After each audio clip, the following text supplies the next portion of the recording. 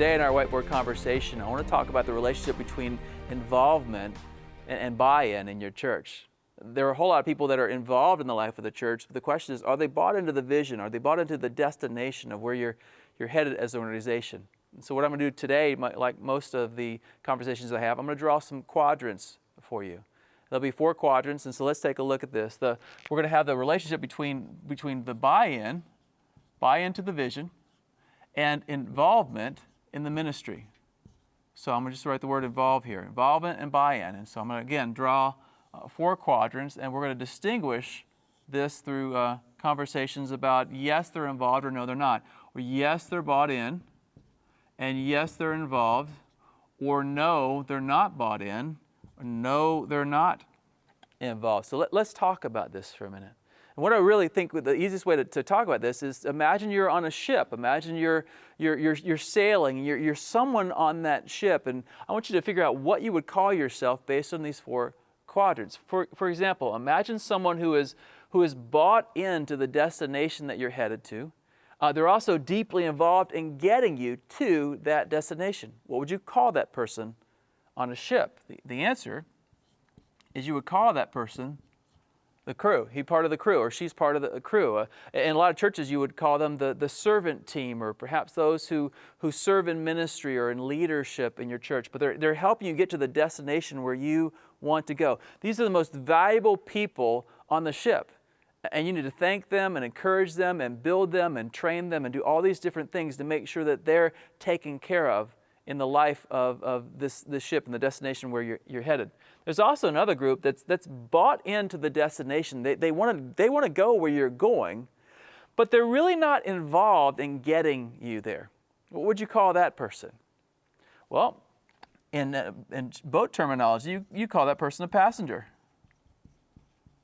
A passenger is they're bought in a destination. They want to get to the island. They want to get to the place. They want to get to the resort, but they're really not doing much to help. There are a whole lot of people in the church that are passengers, and they're great for for the critical mass and things like that. But in the end, you really love for them to become part of the crew and get involved. And maybe we'll talk about that in another leadership whiteboard leadership moment.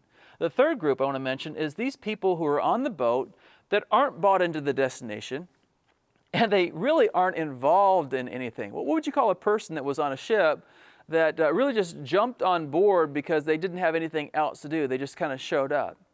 Well, in sailing terms, you call that person a stowaway. A stowaway. They really don't care where you're headed. They're just along for the ride. Lots of churches have stowaways. They're doing it because their parents make them come or their spouse makes them come. They're just there along for the ride. They're really not engaged in the vision. They're really not engaged in the mission. They're not even engaged in the conversation of the church. Now, here's where church leadership goes wrong. We think that stowaways are the bad people on the boat, but they're not. See, they're again part of the critical mass, and they're okay. They're not causing any harm, and maybe just a little bit, but they're not the ones that cause the problems. The problem comes when people are deeply involved in the activity of the boat, but they're not bought into the destination. They don't like where you're headed. Now, what would you call someone who was deeply involved but was looking for an opportunity to make sure that you did not get to the destination that you wanted to go because they had a different destination in their mind? You would call this person a pirate.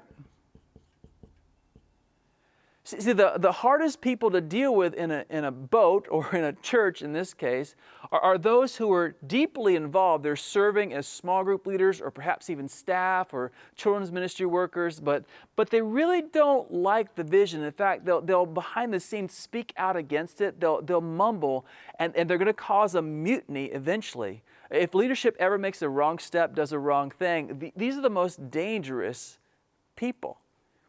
And so, like a previous leadership whiteboard conversation, you're gonna eventually counsel these people out.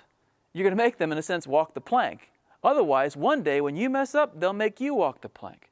And so you can't have people who are deeply involved in the life and the leadership of your church and not bought into the vision, because vision drives everything. I hope this is a helpful diagram for you. Here's what I'd ask you to think about. If I was to put my staff and my leaders, if I was to put people in my congregation in one of these categories, where would they fit? And if so, what would I do with them to help passengers become crew members, to help stowaways at least get involved as passengers? And what will I do with these pirates that I find? And the answer, again, is you need to have them walk the plank. This has been a Converge Whiteboard Leadership Moment. To learn more about Converge or to join us, check out converge.org.